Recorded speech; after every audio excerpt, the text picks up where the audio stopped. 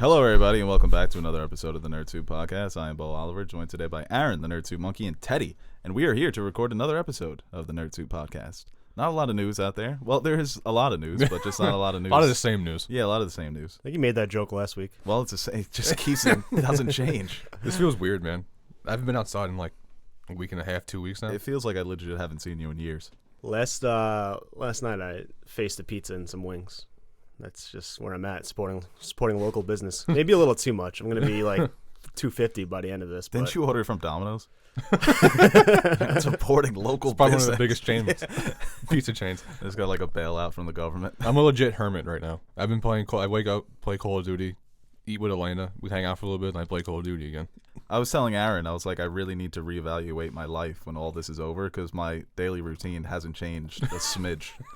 I haven't changed anything. So you're that meme that says that like quarantine for like an isolate for 2 or 3 weeks, and then you're like, I do that already. Yeah, no, I've been doing that. It's I'm literally that meme. I was saying that I enjoy staying home and going on Twitter and seeing what everybody else is doing, but now nobody's doing anything. So I'm like, come on, guys, get back out there. Tension's That's getting how tight. I live in the my house. life. You have one person in your house. It's getting tight. Tensions are getting We're in each tight. other's spaces now. You know, I'm trying to cook, and she's just sitting around and she tries to help. And then we got a small kitchen. It's tough to navigate in there. I'm used to being alone. You know, I cook when I'm alone.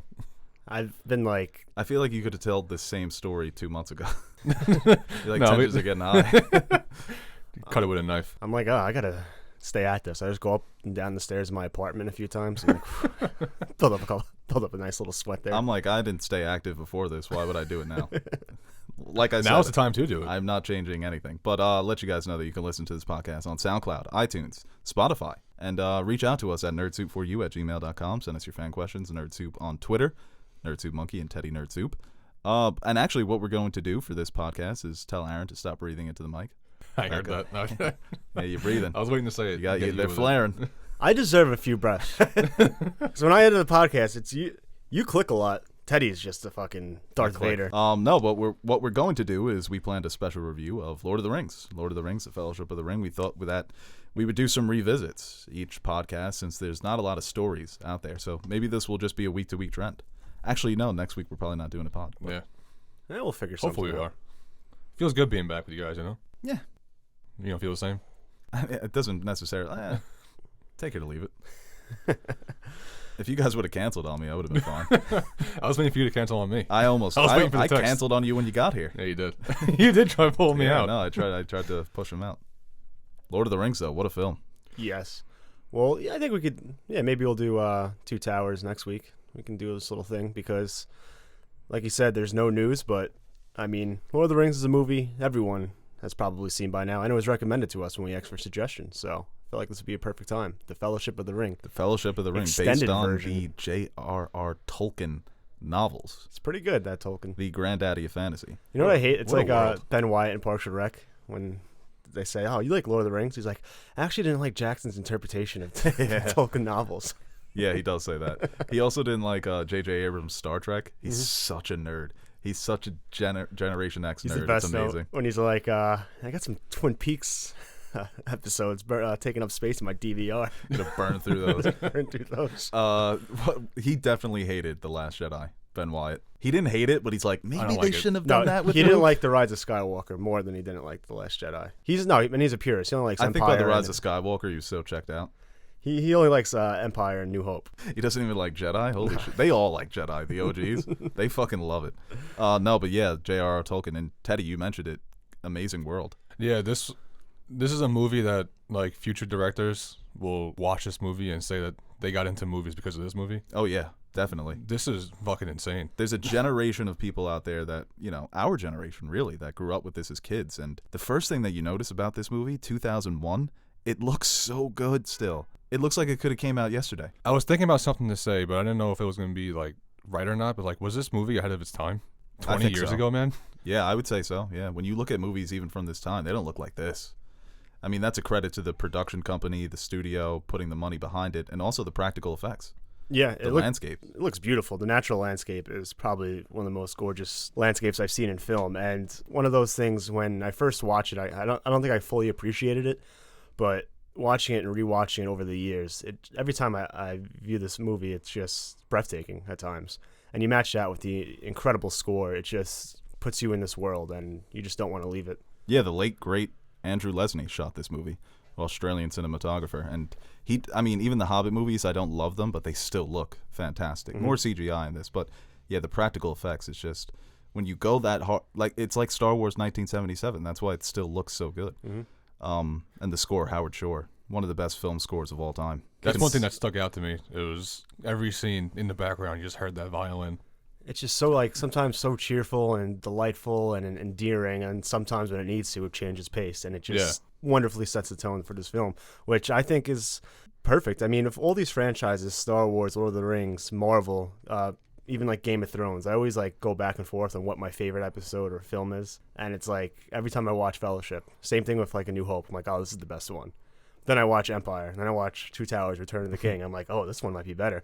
But it's just, all of them are just so fucking good. Yeah, I always say Two Towers might be the best one, but it's close. I think it's way closer than A New Hope and Empire. This is my favorite one. I always have an affinity towards the first. Yeah. A New Hope, Fellowship. It's like, the other films might be a little bit better, but this was the introduction. This is what drew me in, and you can never really shake that. I haven't seen these movies since they came out in 2001, 2, and 3, and It's been a while. I know. Have you not watched like TBS in the past 20 years? When it's on, I know. I did it injustice and just scrolled through, and I feel really bad now because this movie kept me up until 6 a.m. I started watching at 3 a.m. Yeah. I just appreciate that whole world. You always appreciate what a writer can do or a director can do with just making the world out of nothing. Yeah, and the great thing about Tolkien was that he was a linguist. You know, he taught linguistics at Really? Oxford or he was so he had just had that built in. It was inherent that he was able to create. I mean, George R. R. Martin said that once. They were like, George, why don't you write Dothraki? He's like, well, I don't study languages. Tolkien had that advantage. Right. So, and I think people kind of discredit the Lord of the Rings universe now because of Game of Thrones, because Game of Thrones is, I guess, more realistic. But the imagination that went behind this, just because the politics aren't as complex, it doesn't mean that it's still not incredibly creative. I mean, people still make the argument that this is the more detailed world. This is the more thought out world and more creative world. Game of Thrones, I can, especially in the books, I can follow most of it. Where even before I read it, when I was reading the show and like looking up on aspects of the novels, it's like, okay, I can kind of piece it together. Here, there's just so much, and it's impossible unless you actually take a huge deep dive, read all the books and all the other works in this world. It's just incredible. Yeah, but that's like the extended world. Within the movie, though, it's tied in very, very smoothly to where you can follow it along in the movie. Oh, yeah, definitely. You know, because there's like 4 or 5 different realms that they go through. And in hindsight, that's like, it's 3 different worlds, not so much like places to be. There's like totally different ways of life in each realm. And they walk you through each realm when they get there. Yeah, Mordor, obviously. Mount Doom, though, I feel like that's a little, all these unique names, and it's like, oh, Matt Doom. Like, oh, yeah, that makes sense. But the Shire, Isengard, Rivendell, all these places, they have their own unique attachment to them, where it's like you identify this place with the elves or with Saruman or Sauron or the hobbits. So. Yeah, and there's never a moment where the world doesn't feel real. It never looks cheap. The way that they shot the hobbits compared to the other characters in the movie, all the magical creatures look real. It's all very convincing. And the cast of the Fellowship, I mean, just gonna say we haven't talked about the cast yet. Yeah, That's no, one I of mean the best parts. it's an the elite class. And the thing with the lore of the world, I don't know any of the lore. All these names mean nothing to me. But Viggo Mortensen as Aragorn, I'd follow him into battle. Strider? Yeah, 100%. What I love too, like especially with the hobbits, is Jackson's not afraid, and I'm not sure. I have the books, so I'm gonna read them one day.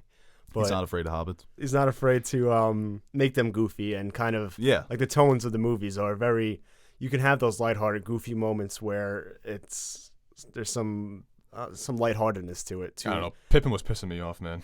Squirt and Ernie. But I like that, how it can be goofy at times, and then at other times it gets real serious. I think in The Hobbit they kind of did that a little too much when the dwarves first get to Bilbo's house. Mm-hmm. But I kind of like that aspect of these films, and all the hobbits. I mean, Sam is, come on. You don't like Frodo, so I don't want to talk to you. You're not a Frodo guy? Hates Frodo. It's like you. I haven't seen the movie in so many years, but watching this, I'm a Frodo guy. Yeah. Yeah, I was wrong about Frodo. He has the will. He holds the Yeah. burden. Yeah, no, he's like you said. Boromir looks at the ring, and that guy was thirsting.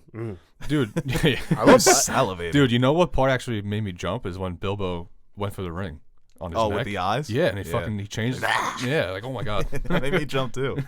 Dude, Saruman. No, Sauron is the spirit, the evil guy who created all the rings. Saruman. I forgot how long. Christopher Lee as Saruman was great, but Sauron is a horrifying just thing in the world. They're like, he's not alive, his spirit's still there. There's weird shit going on in the East. Nobody knows what's really going on. One thing I liked was I liked how Sauron, he changed quickly. It wasn't like he tried going behind people's backs. Oh, he was like, straight up like, we're gonna lose this. Yeah. We need to fight with the I bad like guys. that. It wasn't just like a thing where he's trying to play Gandalf. He's just like, hey, you want to join or no? And Ian McKellen as Gandalf, probably the biggest standout. The only actor to be nominated for an Oscar for these movies. Actually. Elijah Wood didn't get it? No, I don't think any of the other actors were nominated. It's such a big shit. cast, but he's certainly the standout. And I always like to mention it that this role was offered to Sean Connery. And I don't know the exact percentage, but they told him they would give him a percentage of the box office, which ended up equaling to about $400 million that he would have made off of these three movies. But he turned it down to do League of Extraordinary Gentlemen. Yeesh. Not good. That's like that's worse than like taking a bet and like you were on the outs on it, and like a minute before it goes off, you put it in, then you lose. That's 100%, yeah. He said he didn't understand it. It is. He's like, am I James Bond? If you No, Sean. You're a wizard. is the wizard a spy? Do I bang hot elves? You're 76. Did I like the elves. I liked Orlando Bloom. He's the man. Going This back, is when he really blew up, man. Pirates of the Caribbean, Lord of the Rings. it's a good stretch right there. Yeah. But going back to there's a lot if you look at potential castings for this film. I mean, there's not really. I mean, at Like the people time, that they wanted and said no. Or yeah, a lot of A-listers kind of. Well, originally the Beatles wanted to do this movie. They did a cartoon, right? What? I think so, but John Lennon straight up wanted them four to play the Hobbits, and I forget who he wanted to direct it. He wanted like a big time director, but it just fell through. That would It would have been awful. It would would that have been work? like a 1970s goofy ass Lord of the Rings. It wouldn't be the same. Imagine Yeah. we're all hobbits. Imagine there's no rings. I guess Kate Blanchett is probably the or Ian McKellen are probably the top two there as far as name recognition. At the time, yeah, Yeah. right. Well, Sean Astin coming off Rudy, right? That's yeah. I think Rudy predated this, so come on. Slow Has your roll Elijah there, Wood kid. been in much after Lord of the Rings? I feel like I haven't seen his name. He was in that show with the dog, Oh yeah. Wilfred. I think Never it heard was. of it. He's been in stuff. He's been. I think around. as an actor, if it was me, I think I'd be happy with that. Yeah, I could make my bag on Lord of the Rings, one of the best trilogies of all time. you're in a legendary. Well, Sean Bean, I guess. I don't know how famous he was at the time, but it's one of those where you look back and Sean Bean he's really good as Boromir. I love the Boromir character. Yeah. Me too. It kind of just that's like the. Now, is he like? He's the son of the steward for the king of where Aragorn is supposed to be king. Yes. So Gondor. So he abdicated the throne or something like that? Is it Aragorn's like brother on the throne at this point? No. Sean Bean's father. It's a steward, kind of like a Castilian, but they rule Gondor. Okay. But they're not royalty. No, Aragorn is. He's from the line. When was the Remember last when- time the you know the line guy ruled? who- He was the last king? No, Okay. I'm not sure. I really don't know like the whole lineage. He's a before descendant that. of the dude who chopped off Yes. Sauron's Yeah. hand Yeah. and then didn't finish the... I love that when Hugo Weaving's like, throw it in the fire. And he's like, no. Nah, I'm good. Yeah, basically. I do the same thing. He's like, I'm going to head out and just go back home. You guys have a character you think you like represented you in the movie? Well, I think Boromir is supposed to represent, like I was saying, the. The normal man. He's like the. 'Cause he was the man, right? 'Cause when he says the man have failed. Yeah, well, but yeah, because he's the one man besides Aragorn in that crew, right? And Gandalf, I guess, but he's a wizard. But he Yeah. kind of represents how this ring possesses just men. mankind as a whole, Right. where he's not a bad guy. You see when No, certainly not. He loves the hobbits. when he's training Pip and Merry, He loves those little guys. and even when they leave the cave, It's just what the ring does, man. when they leave the mine, Aragorn wants to go. It's like, will you give them a minute, or like let them Yeah, something. yeah. Like he has their back, and it's just a ring. And I love that like bit of redemption at the end, giving his life for the Fellowship. One of the great scenes. Might be the best scene of this movie, man. When he's taking all those arrows. Mm-hmm. It's so good. Then you see how Aragorn doesn't. He offers him the ring, and Aragorn's able to He kisses him. Yeah. This guy Frodo is a sandbag, just holding them down, getting killed. If he didn't have that vest on, he was dead again. Oh, that was a mean. The mithril, what was that shit called? The Valerian troll steel thing? and steroids. The dragon scales. That's nice. And yeah, it's like a theme. Like They even- did a good job directing that because even knowing Frodo doesn't die, I was like, oh my god. Oh, he was selling that. I can't believe it went down like that. He did a Namor. Yeah. Okay, well, Frodo's a diver. Even when like Galadriel, he offers the ring to her, and she's like, Yo, "Oh, that beat was the-" scary too. That was like- but it just shows how much power this ring has over people, and the most powerful people who you would think are most suited to fulfill this mission can't trust themselves with this power. And I think the theme of the movie is anyone can be a hero. This hobbit from the Shire, against all odds, is the one that has the bravery and determination to fulfill this mission. It's funny. It reminds me so much, and it came out the same year. Spirited Away. The main character of Spirited Away is just a normal, plain girl, no special powers, no special skills, and she's the protagonist. She's the hero of the story, and it's just because she's got a good heart, and that's very much with Frodo. And You know what really scared me too? The ring wraiths, whatever they're called. The kings, the former yeah. kings, no, they're fucking terrifying. When I first saw it, those scared the shit out of me. When Not they even had lying. to allow the bugs to crawl on them instead of making a noise, that's I wasn't holding that. There was no no, way I I'd would have hold yelped. that. I Like, would've oh, you just- looking for this? Take it. Yeah, well, like I can't do not with these 12-legged critters crawling on me. I love the meme of when Bilbo's looking at the ring and he's like, "Why shouldn't I keep it?" And as somebody who smoked a lot of weed in high school, it's always the meme of somebody holding a lighter. It's like when it's not your lighter. It's like, but why shouldn't I keep it? Bilbo. It's very interesting too how they very much establish that there's history between Bilbo and Gandalf in the Hobbit movies. They mentioned Smaug. They get a little Smaug Easter egg there. And then Bilbo, his story just ends in the beginning. It's like, I want to retire. I want to go back to exploring. And then he's like, I can't explore anymore. I have to go to this elven spa. What was he doing though before this? He was just like adventuring, like MacGyver, just going around the world. The Hobbit movies. Yeah. Oh, okay. It goes into his. Yeah, they get. Okay. Basically, they go into the history of how he Shit, found the those are ring. the same. And it's not necessarily connected. It's more of Bilbo's backstory with Gandalf and his adventures. Wow. So this guy had a big story then. He's a big deal with the Lord of the Rings. That's why he's writing the big book in the beginning. Right. He's got a story Concerning to tell. hobbits. He's got something to say. Well, it's a great description too when they talk about how most people view the Shire. It's like flyover country in the Lord of the Rings world, you know? They view the hobbits as kind of goofy, they're not that smart. And obviously Bilbo shows that that's not necessarily true. It's great. He doesn't take it too seriously. He enjoys his kind, but he also enjoys adventuring. And Yeah, but you wouldn't know that based on the movie. You wouldn't think that he had. What I thought is that he just came upon the ring 60 years before this happened, Kind of and he just came had the ring. upon it, but he was on an adventure with the dwarves, and that's where they meet Smaug to get back their treasure. Oh, okay. But he just goes into a cave and slipped right out of Smeagol's hands. He's I like "Oh, I'll take Smeagol this." just stalking them the entire movie. Well, that's my favorite sequence in the film is in the mines when he is following them, and Gandalf and Frodo share that moment before all the orcs come, and the troll fight is just beautiful. All the set pieces are The the cave action troll pieces fight. are awesome. A 2001 action scene that looks like that. People are getting fucking tossed Yeah. and chopped. It was awesome. Legolas is fucking nice, man. I love Legolas. That boy with the bow. Legolas, There was one scene. It was like a panorama of him just like he pieced up like 3 of them in a row. Just 1, 2, 3. Yeah. He's like a machine gun with that. The best line, it's not in this movie, but the best line in Lord of the Rings is when he takes down the elephant and Gimli's like, that still only counts as Yeah, one. yeah. It makes me chuckle every time. I love Gimli. He's my favorite of the Fellowship. Yeah, their duo. That duo is fantastic throughout. Because it's so fun. Like, the dwarves don't like the elves, and here's a dwarf and an elf. Yeah. And They really, Like, it's so we like natural each other. between those three. Yeah. It's such a great straight man with Aragorn, and then Legolas is the show off, and then Gimli's the little wacky sidekick. But they're all formidable. They're a great three. But when they went to the mines, Gimli had no idea that his whole like race was taken out. He thought they were going to get the whole fucking 5-star. Yeah, like Welcome. the Lord of the Game of Thrones fucking like, Yeah, they have big dinner time. Right? Yeah, the nightly feast before a disastrous Yeah. event. No, they said nope. We're just going to massacre everybody. Poor Gimli. because Gandalf knows it too. He's like, oh, why don't we go down to the mines of Moria?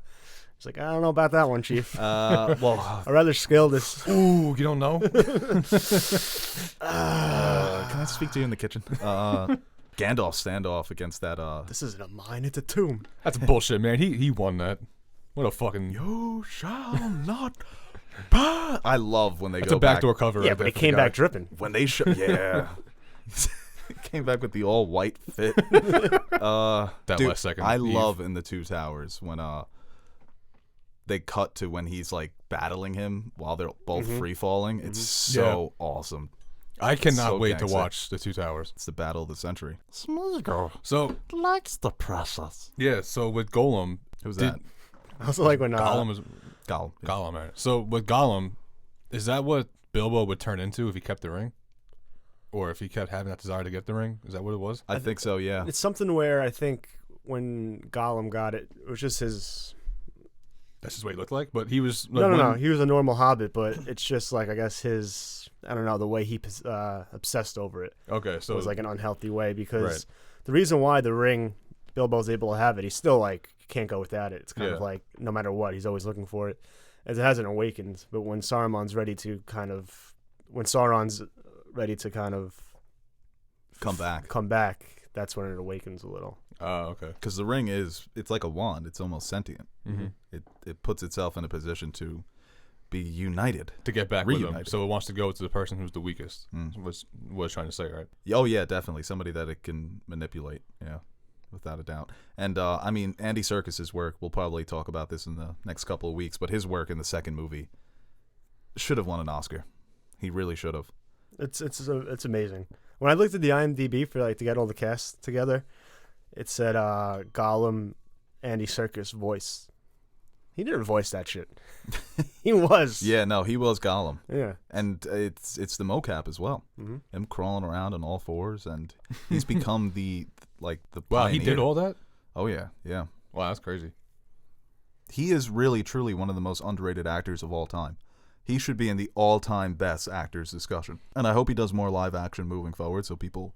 I mean, I think when it's all said and done, people will recognize that. Mm. But because he is so behind the scenes, you know, he does Caesar and Planet of the Apes. He did King Kong and King Kong, Snoke.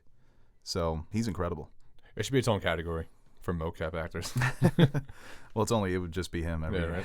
I mean, it's and acting. the- I mean, if Guillermo del Toro's guy does all the monsters. just because you're not shown as you are on like what's the difference between what he does with the mocap and someone who just puts on a bunch of makeup and prosthetics? People will passionately defend the animators Mhm. in this case because it's a lot of rendering. It's but no, I think it should be acknowledged as a performance. I mean, at the end of the day, he's giving them a lot of facial expressions to work with. He's giving them the voice, obviously, with Gollum, the Hunchback. He really brings that character to life. And there was a lot of push when the movie came out for him to be nominated at the very least. But Did he do? Was he Golem or Gollum? Gollum, Was he Gollum in this one? yes, yeah, he's Gollum in this one. I always forget that he's in it. That must have been cool for book readers. He's used sparingly throughout it, but Yeah. definitely the next two is where he really shines. I still love when he's talking to himself as Schmeagol and Gollum. Yeah. It's like, no one likes you. You don't have any friends. Yeah, it's Like, oh, fucked don't up. pick on yourself. He's like the old man playing chess in that. Kinda Pixar. cute. All right, yeah, let's move on to fan In a questions. weird way. He's like a little cute. cute little monster thing. Day 10 in quarantine, we're thirsting over Gollum. do you guys think you can withhold the ring's power? No. I got no shot. Actually, you know what? I've always been. But I have a wouldn't know, strong like will. have any. No, I'm putting that thing on once I get it. But I wouldn't have any desire to use it for any, like superior. Oh, No, the go invisible will be like fun and stuff. But I'm not gonna like try to take over the world or anything. I'm just like, yeah. That's what the ring does. I'm sure. Yeah. All right. So you're done. yeah, He's not exactly. making it. It's like, I wouldn't try to take Like a over. bar trick. The It's ring's like, like hey, I'm gonna jackpot. disappear, and I come back, and I'm on the Oh, other I'm side gonna do of the good with bar the ring. taking shots, and everyone's like, oh, this guy rules. Yeah, but once you put the ring on, it infects your body. All right, let's move on to fan questions here. That was fun talking Yeah. Lord of the Rings. I hope you guys enjoyed that. 20 years, man. That's insane. That is insane. We actually have a really good question here. Hit the music. It's not your show, it's my show. Graham Wynn, 16 at Graham Wynn. Hey, Graham. What is the worst MCU movie in each phase? That's interesting. Let me look up the. Yeah, I got phases to take a look quick. at the phase. I'm gonna say Black Phase- Widow in phase. Phase 2 starts after the Avengers, and Phase 3 starts with Civil War. So, the I'm gonna Dark... say Black Widow in phase 4.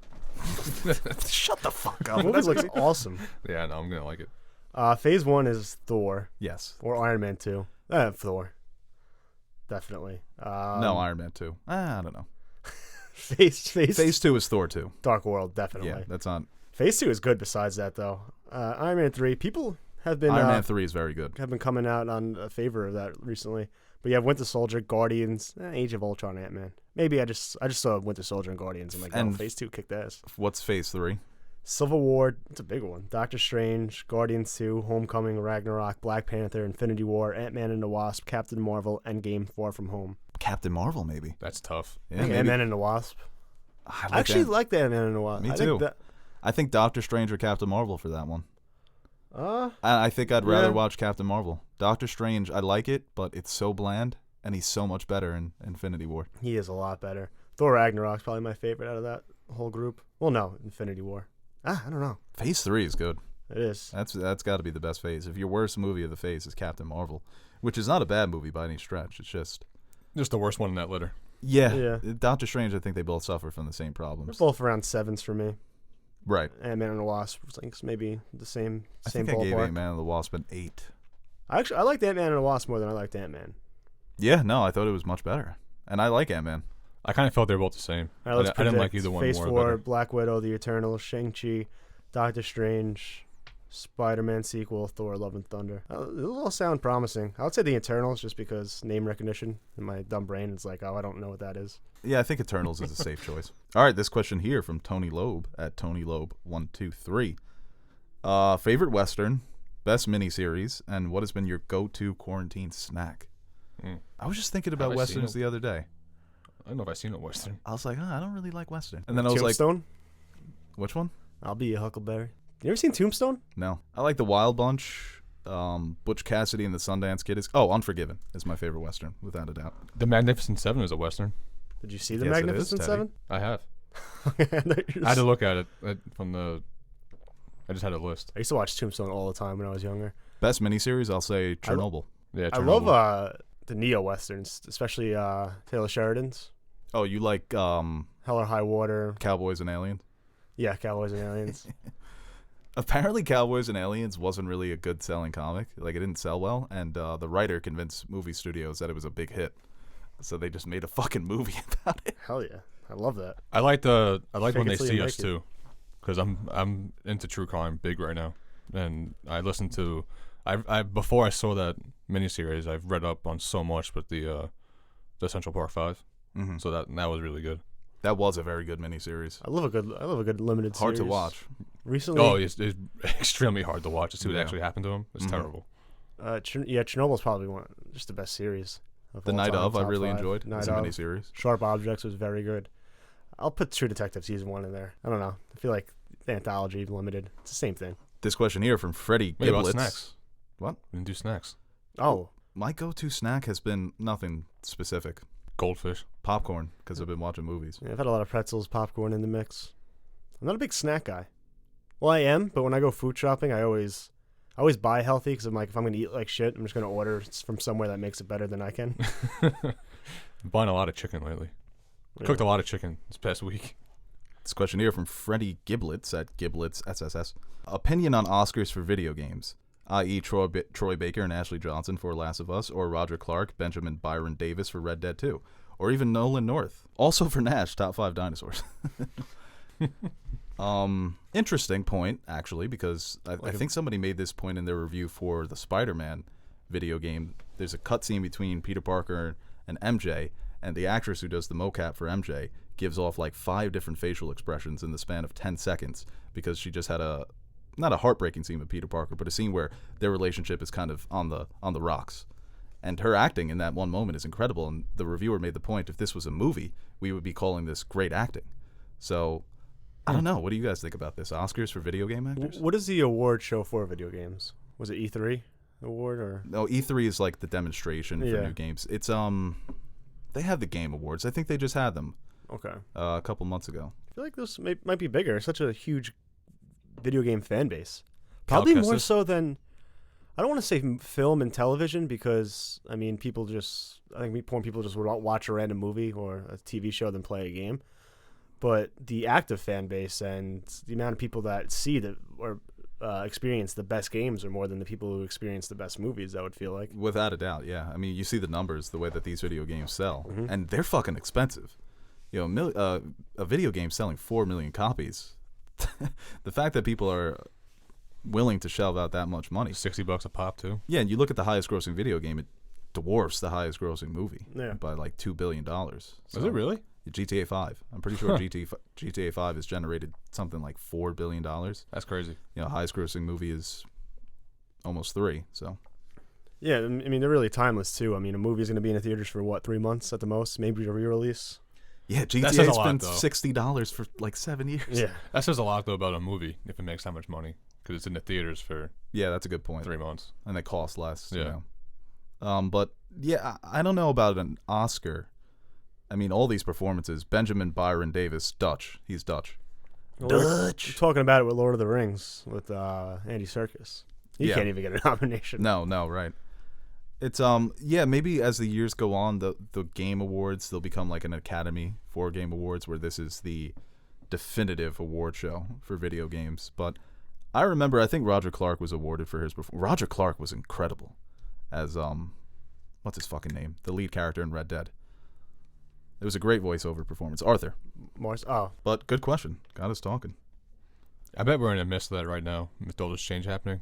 People trying to like fill up space is gonna be fucking some shit with like video games. I wonder, are they blowing up right now? I know streaming services are blowing up. They have to be, right? Yeah. But probably they're definitely seeing their sales go up. Can't find a PS4 anywhere right now. This question here from C at Flows. Hot take, Christopher Nolan's movies are much better than Tarantino's. I feel like we get a Nolan versus Tarantino every week. People like that. It is. It's tough. I'll say the same thing. It's hard to compare. Very hard to compare. Are they much better?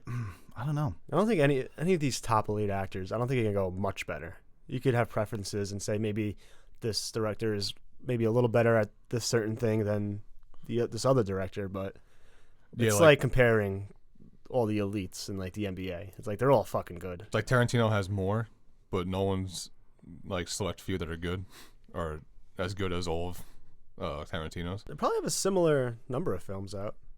Tarantino obviously has 9, right? Yes, he likes to remind us. Yeah. Then you got 3 with the Nolan trilogy. I think they're close in films. I have a great question here from Nelly at NNLE. Favorite dialogue in a scene? Alternatively, favorite scene without dialogue? Hands down, my favorite dialogue scene is always going to be Dark Knight when he's with the Joker in the In the prison. interrogation Yeah. room? That was Such fucking a insane, great man. fucking scene, dude. Mine's like the opening of Inglourious Bastards. That's just such a... And it has Yeah. both dialogue and non-dialogue moments. It's just the perfect Yeah, it's a great. display of how to build tension. And just Christoph Waltz changing on a dime, different languages. It's just incredible. That opening scene is terrifying. And LaPetite just sitting there with his nonverbal acting, no dialogue, and you could His just type. tell. It's... Shit himself. Yeah. That scene and the lunch scene later in the movies might be his 2 best written scenes. Mhm. I think the lunch scene, his writing for Waltz, is the best writing he's ever done. Every fucking word that Waltz utters in that scene is just perfect. When he tells her to wait for the cream, it's just amazing. But my favorite dialogue scene is Westworld, Dr. Ford talking to Teresa when he stops the host with his finger. Mhm. I've watched that scene probably a million times. And no dialogue is Luke looking at the 2 sons. Yeah, that's a great moment. This question here from Steve Demitta at Steve_Demitta. What rap album best sums up your childhood? Get Rich or Die Trying. Yeah, I was going to say Straight Outta Compton. Marshall Mathers, LP. Well, I did have Get Rich or Die Realistically, Trying. I probably played one of that, the Aaron Carter albums. I Want Candy. Maybe he means like, what's the definitive rap album of your childhood? Yeah, I don't know if he meant like what defines you as a like what you went through or like what you listened to. I don't know. This memory is burned in my head, but I remember it made my mom take me to the CD store to get the Chingy album because I really liked Holiday Inn. They be chilling at the Holiday So I bought the Inn. Chingy album. That put Chingy. Every time I Venmo Saul Hill, my friend Saul Hill, I put Chingy tickets. Get Rich or Die Trying seems to be the biggest one of our childhoods. Mhm. I think that came out when we were 10, and then The Massacre was also huge. So he was like the big rapper of when we were kids. Yeah, He was crazy hot, dude. but looking back, yeah, his body was out of control. See that Yeah. 6-pack? Looking back though, from now until like even with movies, like the movies I watch and music I listen to and what I thought was good, and looking back, it's like wow, I missed this and that. It's like, Yeah, no, you realize how much music you list, even movies. Yeah. This question here from T. Smith at Smith T. What's your favorite leitmotif from film and TV, and why? So Teddy's looking at me like, please explain that. Yeah. Leitmotif is like a character theme. Like, you know how Leia has her theme? Dun, dun, dun, dun, Oh, okay, dun, yeah. dun, dun, dun, dun. It's like when a character enters, Captain America's got his horns. Okay. My favorite is the Force theme. From when Luke's overlooking the two suns. It's my favorite leitmotif. I'm actually writing a video with my sister, who's a music teacher, about leitmotifs in Star Wars. So it's pretty funny. But yeah, that's my favorite. Well, that's probably mine too. Well, that's my favorite moment in Star Wars and favorite scene. Is when he's looking at the suns. Well, I want to say the Yoda, because the Yoda theme and the Force theme are kind of intertwined. And that moment where he lifts the ship, the X-Wing, is my favorite scene in Star Wars.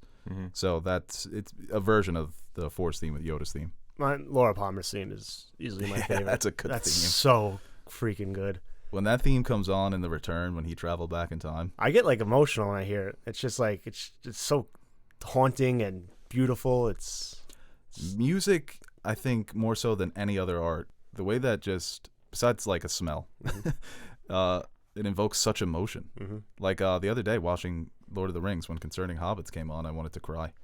This is beautiful.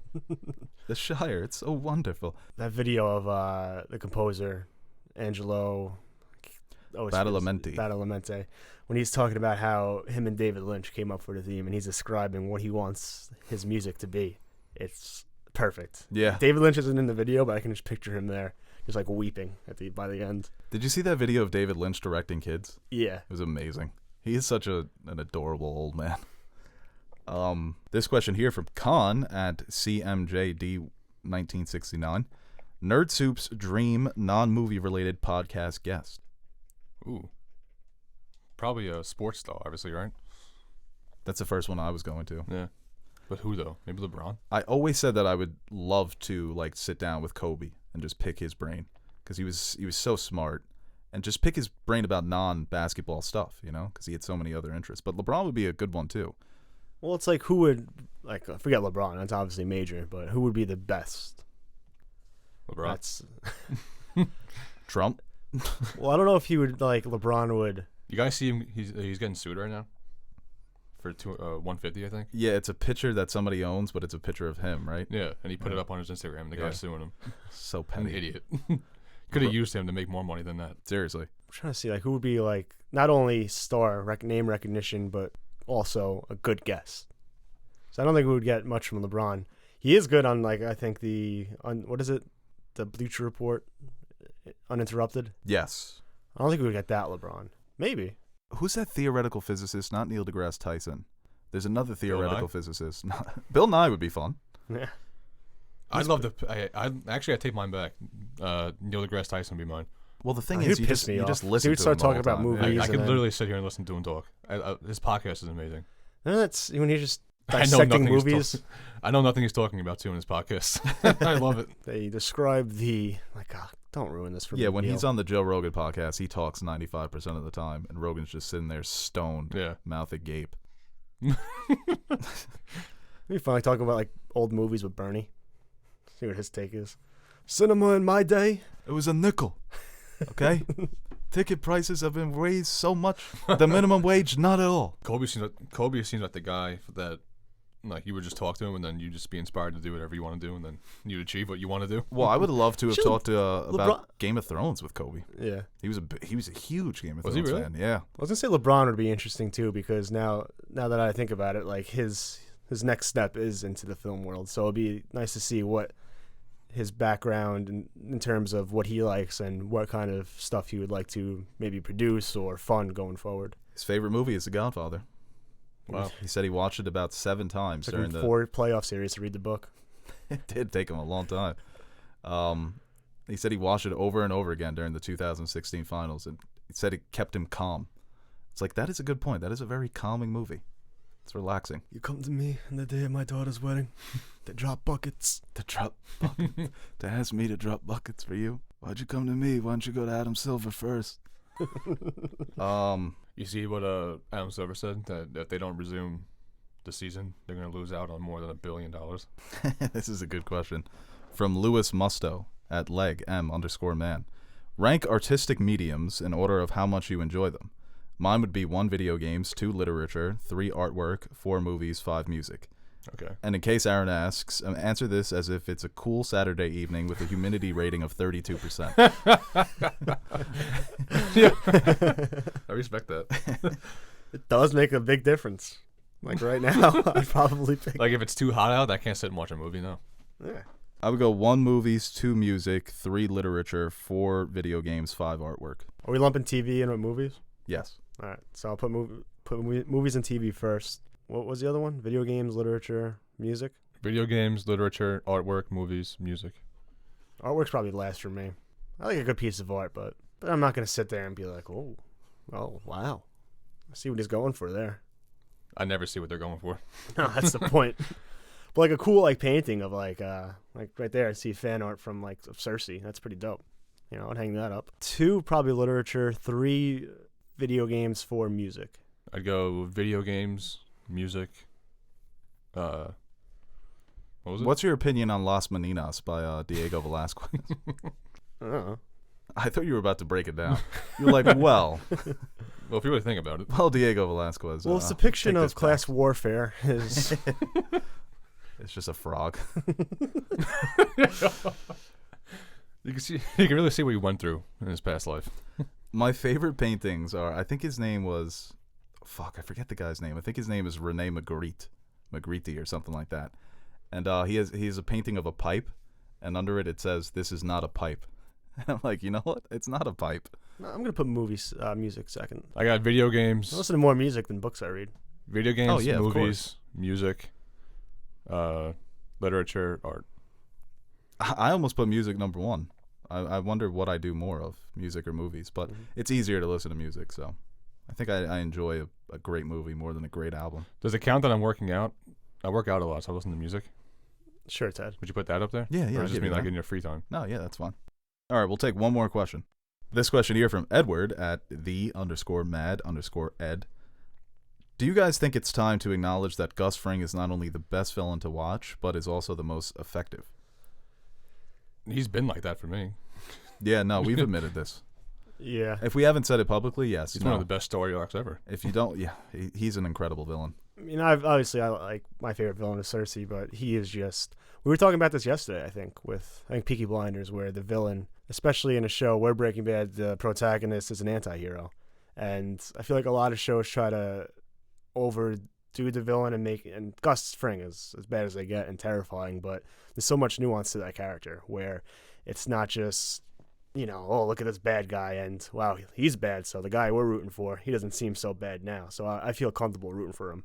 There's just so much more nuance in that character, and in that show, it's incredible. He just appears taller than what he is. Because the actor, Giancarlo Esposito, is like 5'8", average height. Mm-hmm. But I expect him to be like 6'5", because he's such a goddamn towering presence. Yeah. Well, like, he'll stand next to a character that's taller than him, and he seems more intimidating. Like physically more fit. He's an incredible actor. I love that. I mean, like on TV and shows. I was listening to an interview with Rod McElhenney, and I always thought D was tall. But he's like, no, we're just all really short. Yeah. Well, Sherlock Holmes says that great line in Sherlock where they're like, "Oh, I thought you'd be taller." He's like, "I have a short sidekick, so I look taller." Well, I need a short sidekick. I feel like the writing for his character is like only half of how he portrays himself on screen. It's the way he talks and, like you said, commands himself. He has a great presence. I always say this. He's so commanding. That switch when Walt goes to see him at El Pollos Hermanos, when he goes from restaurant manager to Gus Fring, is one of my favorite things ever. You guys got to watch him, man, in Better Call Saul. He's battling right now. It's the way he like speaks. He's so confident and crisp and smooth. It's like you wouldn't tell that he's acting. It was such a great villain for Walter White too. But they're so similar but so different, you know? Mm-hmm. It's like if Batman and Joker were both evil, where Gus is just discipline, order, making every precise decision, and Walter White is just, I'll blow up the entire... He's Cersei. He'll blow up the Sept to get what he wants. Yeah, but what separates Walter White and Gus is because Walter White still has a heart. Because if he really wanted to, he can just kick Jesse aside. And that's what Gus wanted. That's what separates them, because Gus would have just kicked him out. And yeah, good. No, that's Walter actually White wanted to keep him. That's a good point. You know, if Walt just discarded Jesse and said, "Hey, let those 2 drug dealers kill him," he and Gale would have gets there. He gets there, yeah. A lot of bad stuff happens, so he definitely gets there. I mean, he'll manipulate Jesse, like what he did with Brock. Like, he'll care for Jesse, but he has no problem manipulating him in horrible ways and letting his girlfriend die. He Dennis systemed him. but I forget though. Is that why he kicked? Is that why he wanted to kill Gale, or he just wanted to kill Gale because he knew that because Gale knows the recipe? That's why he wanted to kill Gale, right? Yeah, Gale knew the formula. Yeah, so if Gale was dead, then Gus would have no cook. Yeah. Great scene. And he knew that he can manipulate. No, and he knew that he can manipulate Jesse whenever he wanted to. Gale is one of the saddest deaths. Oh, it was horrible. Such a good guy. What made it worse was Jesse. I know, yeah. How bad Jesse did not want to do that. It's a great shot. It's an iconic shot in both visual and him being popped. Actually, that might be a fucking nonverbal for me. I'm ready for Aaron Paul to fucking kill it in Westworld. Me too. Very underrated actor. They need to give him some substance, which I think they will do. But if we get some of those Jesse moments from Caleb this season, give them to me. I just want a scene with him and Evan Rachel Wood. Just, I don't know in what sense, but just both just of them. talk. I just want to see them talk together. We had a question I forgot. Who like it an was intense from. conversation about the morality of what she is doing or what she's trying to do. We have to send people back to work, Caleb. There was a question, I forget who asked it. They were like, who'd you rather be stomped out by, Maeve or Dolores? Stomped out by? Yeah, I'd say Dolores. Yeah, I don't know why. Although Maeve in that white dress last episode. Dolores in that black one? Kidding me? Yeah, no, yeah, Dolores. Aaron's like, I don't want to be stomped out by anybody. What's wrong with you guys? If there's a way to go out, I wouldn't mind going out like that. Well, I'm thinking of more of the consequences of me being stomped out. I'll take Dolores because, Dolores, that's part of her character.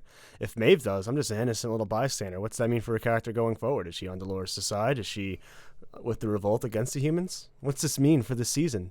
I thought it was more of who was hotter. I know. All right, everybody, that's the Nerd Soup podcast for today. I'm Bo Oliver, joined today by Aaron and Teddy. And thank you for listening to this podcast. Make sure you like, subscribe, and share this video with all your friends or maybe your enemies, Say, hey, I know we're not on good terms, but this is a good podcast. An olive branch. Maeve, definitely Maeve. Okay, yeah. Hey guys, thank you for watching this video, and of course we would like to thank our Patreon supporters. Without you guys, Nerd Soup wouldn't be Nerd Soup. Seriously, your support is what keeps the fridge full, so thank you once again for your support. If you are interested in supporting Nerd Soup through Patreon, visit our page and check out the different rewards we offer to our fans. If not, then no problem. We appreciate anyone who takes time from their day to watch our videos. So thank you to each and every one of you out there watching, and remember to like and share this video. And hit the subscribe button if you want to see more videos like it. Or don't.